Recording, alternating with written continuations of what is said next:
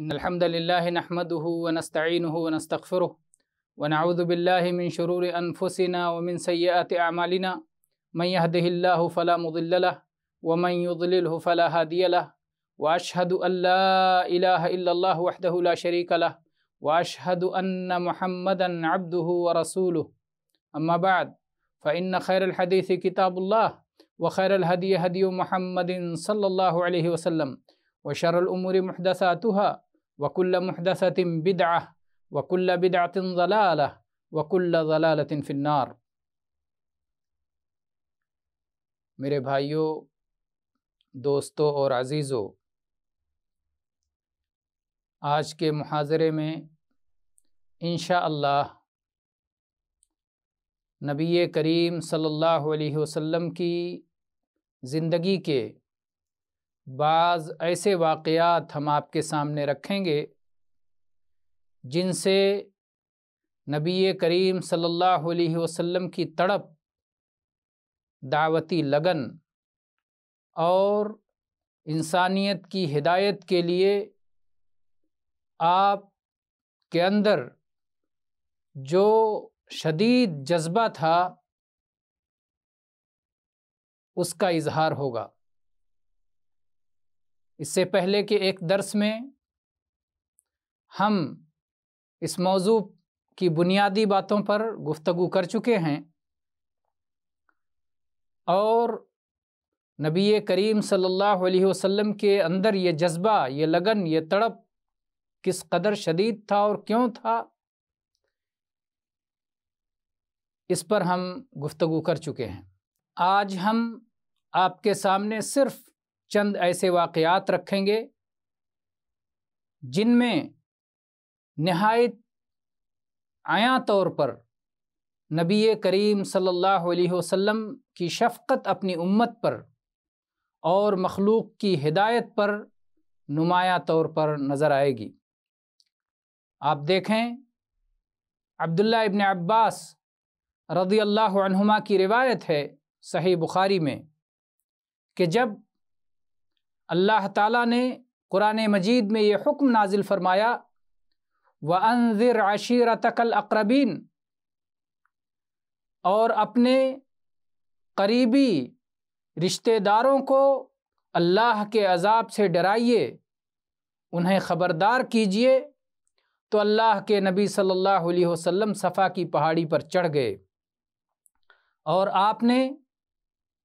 قریش قبیلے کے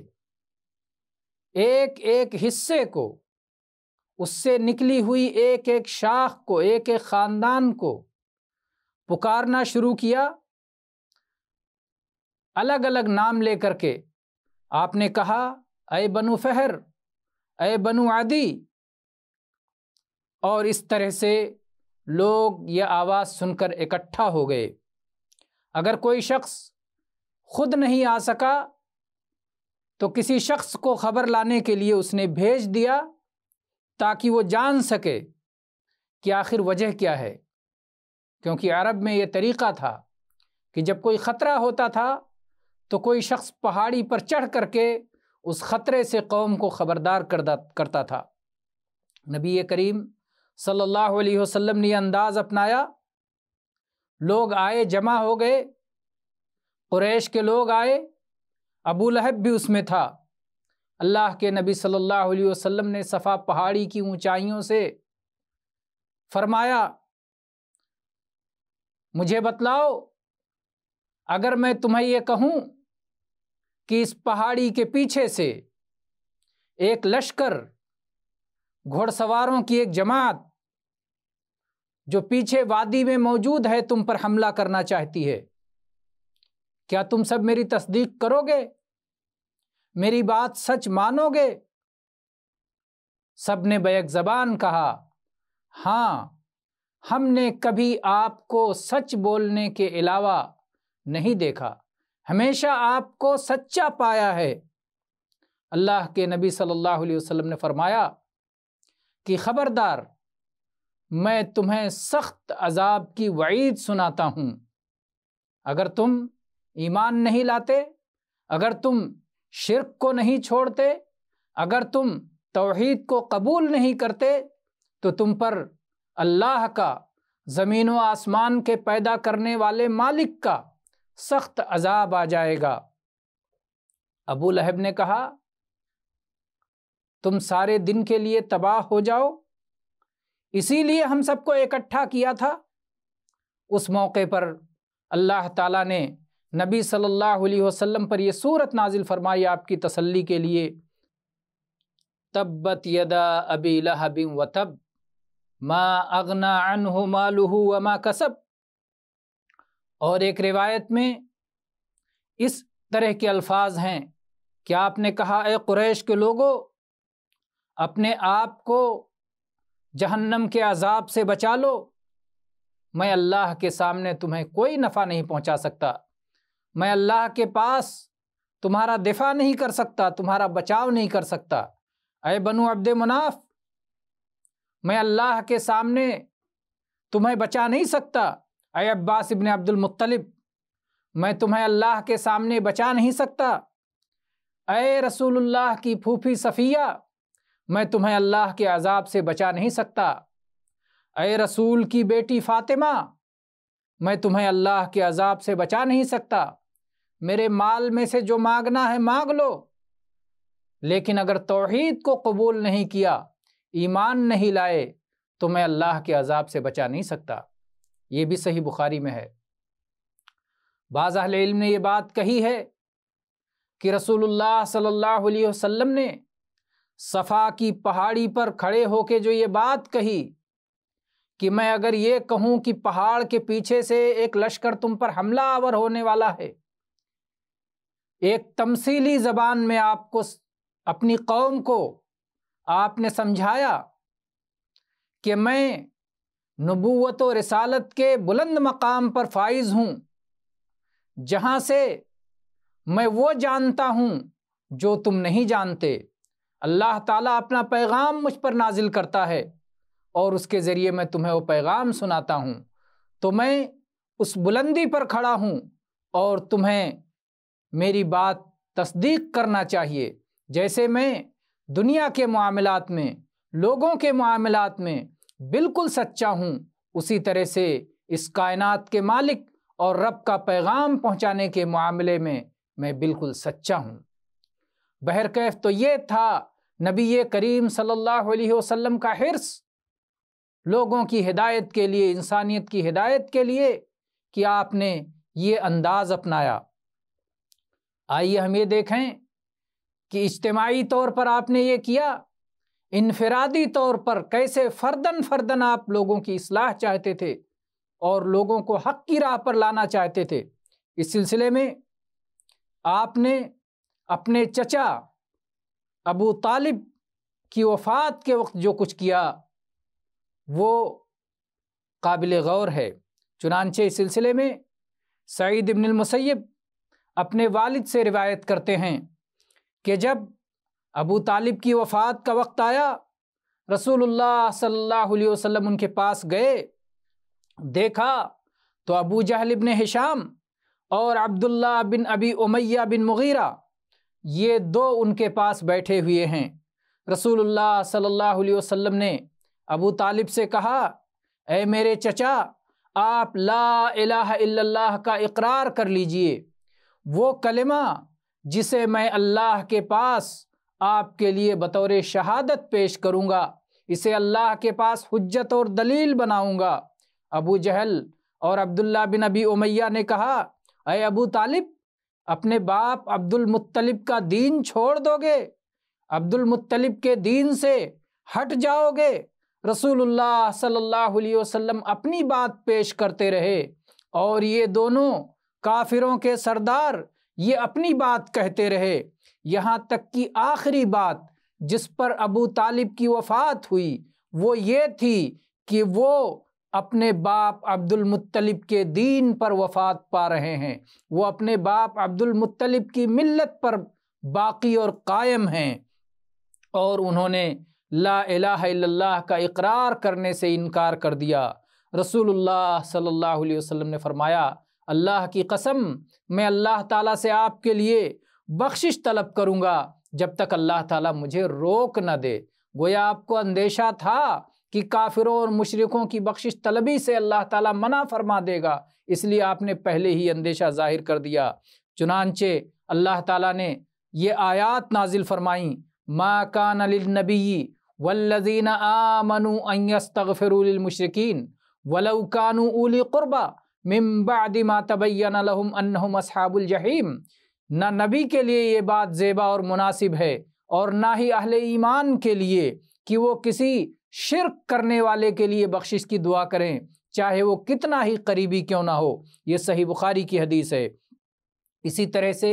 نبی کریم صلی اللہ علیہ وسلم کا حرص اور آپ کی تڑپ امت اور انسانیت کی ہدایت کے لیے اس واقعے سے بھی ظاہر ہوتی ہے، جو روایت عبداللہ ابن عمرو ابن عاص رضی اللہ عنہما سے آئی ہے صحیح مسلم میں، کہ نبی کریم صلی اللہ علیہ وسلم نے جب ابراہیم علیہ السلام کا یہ قول قرآن پاک میں پڑھا، رب انہن اضللن کثیرا من الناس فمن تبعنی فانہ منی، اے اللہ ان بتوں نے لوگوں کی اکثریت کو راہ حق سے بھٹکا دیا ہے، اے اللہ جو میری پیروی کرے وہ اس کا تعلق مجھ سے ہے۔ اور اسی طرح سے دوسری آیت جو عیسیٰ علیہ السلام کے تعلق سے ہے کہ عیسیٰ علیہ السلام نے کہا ان تعذبہم فإنہم عبادک وإن تغفر لہم فإنک انت العزیز الحکیم، کہ اے اللہ اگر تو لوگوں کو عذاب دے تو یہ تیرے بندے ہیں، یہ تیرے ہی غلام ہیں، اور اے اللہ اگر تو انہیں معاف فرما دے، انہیں بخش دے، اے اللہ تو بڑی زبردست حکمت والا ہے، بڑا زبردست ہے، بڑی قدرت والا اور بڑی حکمت والا ہے۔ اللہ کے نبی صلی اللہ علیہ وسلم نے جب یہ آیات پڑھیں تو اپنے دونوں ہاتھوں کو دعا کے لیے اٹھا دیا اور آپ نے کہا اللہم امتی امتی، اے اللہ میری امت، اے اللہ میری امت، اور یہ سوچ کر کے آپ تڑپ کر کے کہ میری امت میں، امت دعوت میں آپ کے آنے کے بعد سارے لوگ داخل ہیں، آپ ان کا خیال کر کے آپ دیدہ ہو گئے، آپ رونے لگے، گریہ کرنے لگے۔ اللہ تعالیٰ نے جبریل علیہ السلام کو بھیجا کہ اے جبریل محمد صلی اللہ علیہ وسلم کے پاس جاؤ اور ان سے پوچھو کہ وہ کیوں رو رہے ہیں، جبکہ اللہ تعالیٰ خوب جانتا تھا، لیکن وہ اللہ تعالیٰ نے جبریل علیہ السلام کو بھیجا۔ اللہ تعالیٰ دلوں کا حال بھی جانتا ہے، اللہ خوب جانتا تھا، لیکن جبریل علیہ السلام کو بھیجا۔ جبریل علیہ السلام آئے اور انہوں نے نبی صلی اللہ علیہ وسلم سے پوچھا، اللہ کے نبی صلی اللہ علیہ وسلم نے وجہ بتائی، اور جبکہ یہ ساری چیزیں اللہ تعالیٰ کو معلوم تھیں، اللہ تعالیٰ نے جبریل علیہ السلام جب پلٹ کے نبی صلی اللہ علیہ وسلم کا جواب لے گئے کہ اللہ کے نبی صلی اللہ علیہ وسلم اپنی امت کا سوچ کے رو رہے ہیں، آپ نے جو کچھ جواب دیا اللہ تعالیٰ کو بتایا، تو اللہ تعالیٰ نے کہا جبریل محمد صلی اللہ علیہ وسلم کے پاس جاؤ اور ان سے کہہ دو انا سنرضیک فی امتک ولا نسوک، ہم آپ کو اپنی امت کے بارے میں راضی کر دیں گے، خوش کر دیں گے، اور آپ کو کسی طرح بھی آپ کو برا نہیں لگے گا، آپ کو تکلیف نہیں ہوگی۔ یہ صحیح مسلم کی حدیث ہے۔ دیکھیے نبی کریم صلی اللہ علیہ وسلم کتنے شفیق اور اپنی امت پر کتنے مہربان تھے کہ ان کے بارے میں سوچ کر کے آپ کی آنکھوں سے آنسو جاری ہو گئے، آپ رونے لگ گئے اور اللہ تعالیٰ سے دعا کی، اے اللہ میری امت کا خیال رکھنا۔ تو یہ آپ کے اندر جذبہ اور تڑپ تھا۔ امام نووی رحمہ اللہ یہ حدیث ذکر کرنے کے بعد کہتے ہیں کہ اس حدیث میں بہت سارے فوائد ہیں، اس سے نبی کریم صلی اللہ علیہ وسلم کی وہ شفقت عیاں ہوتی ہے جو امت کے تعلق سے تھی، کس طرح آپ امت کے مفادات کا خیال رکھتے تھے، ان کے معاملات کے بارے میں کتنا سوچتے تھے، اور اس طرح سے اس حدیث سے یہ بات بھی معلوم ہوتی ہے کہ دعا کرنے میں دونوں ہاتھوں کا اٹھانا مستحب ہے، اس سے دعا کی قبولیت کی امید بڑھ جاتی ہے۔ اسی طرح سے اس حدیث میں اس امت کے لیے بشارت اور خوشخبری موجود ہے۔ اللہ تعالیٰ نے کیونکہ اپنے نبی سے وعدہ کیا ہے کہ امت کے سلسلے میں ہم آپ کو راضی کر دیں گے اور آپ کو کسی طرح کی تکلیف نہیں پہنچے گی، اس امت کے لیے یہ سب سے زیادہ امید والی حدیث ہے کہ نبی صلی اللہ علیہ وسلم اس کے لیے شفاعت فرمائیں گے اور اللہ تعالیٰ آپ کو آپ کی امت کے تعلق سے راضی کر دے گا۔ اسی طرح سے نبی کریم صلی اللہ علیہ وسلم کا اللہ کے یہاں جو مقام و مرتبہ ہے وہ اس حدیث سے ظاہر ہوتا ہے، اور جو اللہ تعالیٰ کا آپ پر فضل و کرم ہے اور لطف و عنایت ہے وہ بھی ظاہر ہوتی ہے۔ اسی طرح سے اللہ تعالیٰ نے جبریل علیہ السلام کو بھیج کر کے جو آپ سے پوچھوایا اور پھر جبریل علیہ السلام سے جواب لیا، ان سب میں حکمت یہ ہے، امام نووی کہتے ہیں کہ ان سب میں حکمت یہ ہے کہ اللہ تعالیٰ آپ کے شرف اور مقام کو ظاہر کرنا چاہتا تھا کہ آپ بڑے اونچے مقام پر ہیں ہمارے یہاں، اور آپ کو راضی کر کے ہم آپ کی مزید عزت افزائی کریں گے، اور آپ کی رضا ہمیں پسند ہے، آپ کا راضی ہونا ہمیں پسند ہے، ہم چاہتے ہیں کہ آپ راضی رہیں۔ تو آپ کے مقام و مرتبے کا بیان ہے۔ اسی طرح سے میرے بھائیوں، اب اگلے واقعے کی طرف بڑھتے ہیں۔ اگلا واقعہ نبی کریم صلی اللہ علیہ وسلم کس طرح سے خیر اور بھلائی اور دین اور توحید کو اور اسلام کو ہر ایک تک پہنچا دینا چاہتے تھے، یہاں تک کہ چھوٹے بچوں کو بھی آپ یہ پہنچا دینا چاہتے تھے، انہیں بھی سکھاتے رہتے تھے۔ اس سلسلے میں عبداللہ ابن عباس رضی اللہ عنہما کی روایت دیکھیے جو مسند احمد میں مروی ہے کہ وہ کہتے ہیں کہ ایک بار میں نبی کریم صلی اللہ علیہ وسلم کی سواری پر آپ کے پیچھے سوار تھا، آپ نے مجھے مخاطب کر کے کہا، یا غلام انی معلمک کلمات، اے بچے میں تجھ کو چند کلمات سکھاتا ہوں، احفظ اللہ یحفظک، اللہ کی حفاظت کر، اللہ تیری حفاظت کرے گا، اللہ کی حفاظت کر، اللہ کو اپنے سامنے پائے گا۔ جب تجھے مانگنا ہو اللہ ہی سے مانگ، اور جب تجھے مدد چاہنا ہو تو اللہ ہی سے مدد طلب کیا کر، اور اس بات کو یقین کے ساتھ گرہ باندھ لے، اچھی طرح سے جان لے کہ اگر پوری دنیا اکٹھا ہو کر تجھے کچھ نفع پہنچانا چاہے تو وہ تجھے کچھ نفع نہیں پہنچا سکتی مگر صرف اتنا ہی جتنا اللہ نے تیرے حق میں لکھ دیا ہے، اور اگر پوری دنیا تجھے نقصان پہنچانے کے لیے اکٹھا ہو جائے تو تجھے کچھ بھی نقصان نہیں پہنچا سکتی مگر صرف اتنا ہی جتنا اللہ نے تیرے خلاف لکھ دیا ہے۔ قلم لکھ کر اٹھائے جا چکے ہیں اور صحیفے خشک ہو چکے ہیں، یعنی تقدیر لکھی جا چکی ہے۔ تو اس حدیث میں بھی آپ دیکھیں کہ کس طرح سے نبی اکرم صلی اللہ علیہ وسلم نے عبداللہ ابن عباس رضی اللہ عنہما کو، جبکہ وہ ابھی چھوٹے بچے تھے، نبی صلی اللہ علیہ وسلم کی وفات کے وقت ان کی عمر 12-13 سال کی رہی ہوگی، تبھی آپ نے ان کو توحید، ایمان، تقدیر پر ایمان جیسی بنیادی باتیں اور اللہ کی حفاظت، اللہ کے دین کی حفاظت، اور اللہ تعالیٰ نے جن چیزوں کی حفاظت کا حکم دیا ہے کیسے اس کی حفاظت پر انہیں آمادہ کیا، انہیں تحریک دی، انہیں ابھارا، انہیں ترغیب دی۔ تو کس طرح سے آپ صلی اللہ علیہ وسلم کتنے اچھے معلم اور کتنے اچھے استاد تھے۔ ہم آگے بڑھتے ہیں اور 5ویں قصے کی طرف چلتے ہیں اس سلسلے میں کہ نبی کریم صلی اللہ علیہ وسلم کس طرح سے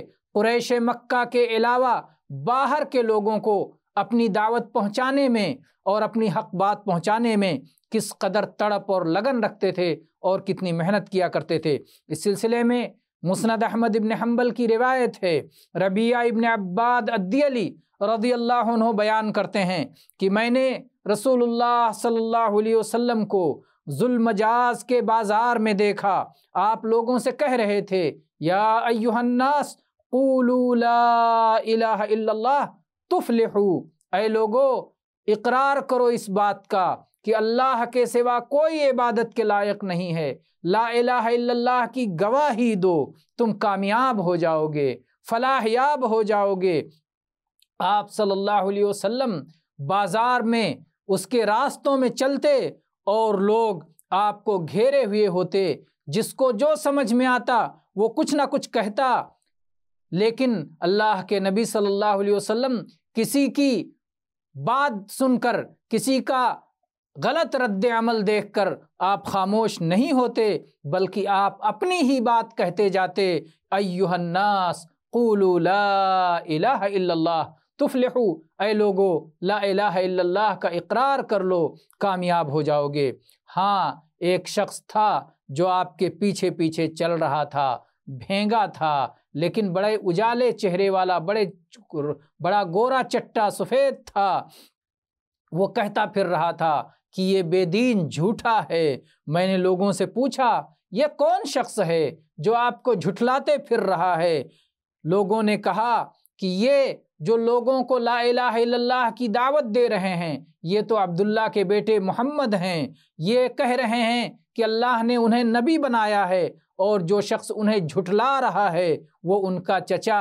ابو لہب ہے۔ یہ مسند احمد کی روایت ہے، مختلف روایات میں مختلف الفاظ آئے ہیں۔ ہم آگے بڑھتے ہیں اگلے واقعے کی طرف کہ نبی کریم صلی اللہ علیہ وسلم کس طرح سے حج کے وقت میں لوگوں کے پاس جا کر کے انہیں توحید کی دعوت پہنچاتے تھے۔ اس سلسلے میں مستدرک علی الصحیحین میں جابر بن عبداللہ رضی اللہ عنہما کی روایت ہے کہ نبی کریم صلی اللہ علیہ وسلم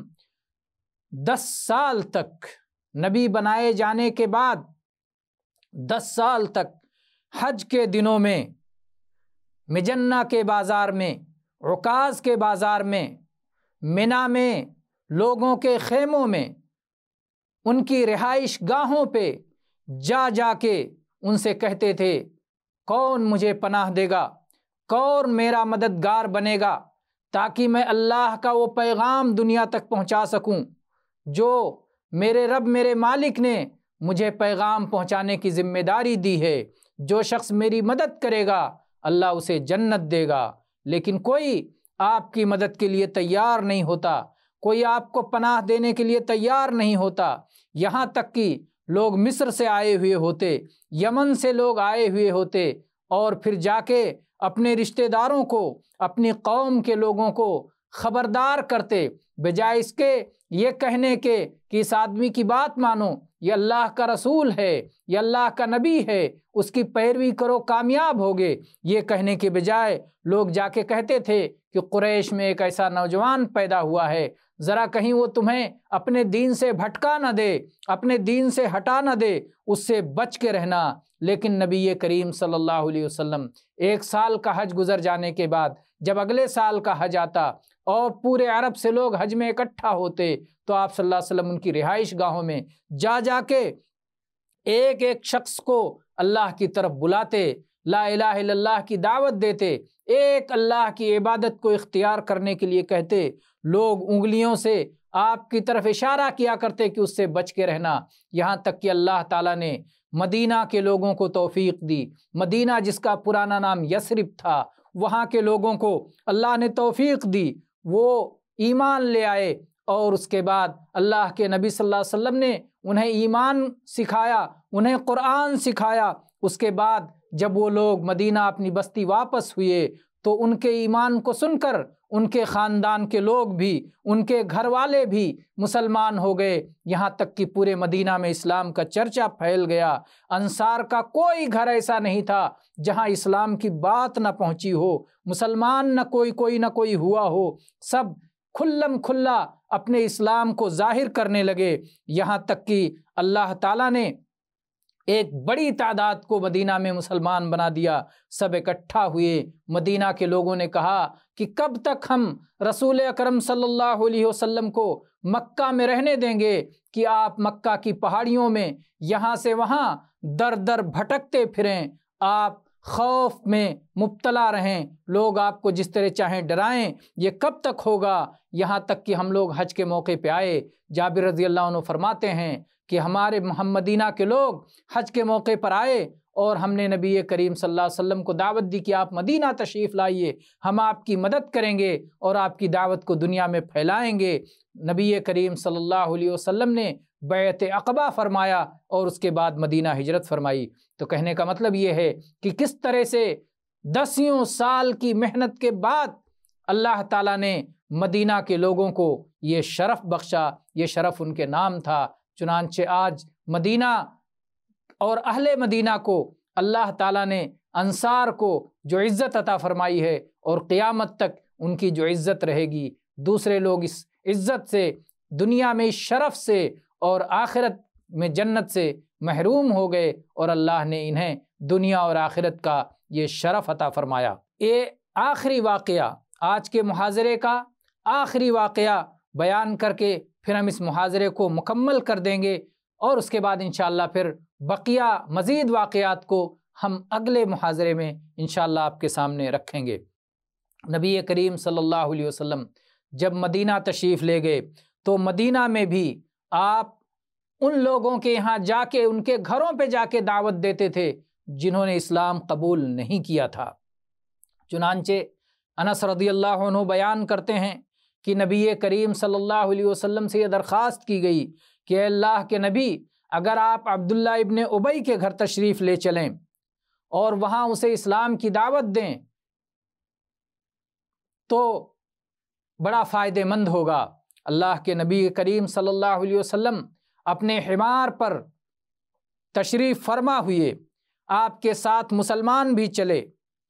وہ زمین وہ نامناسب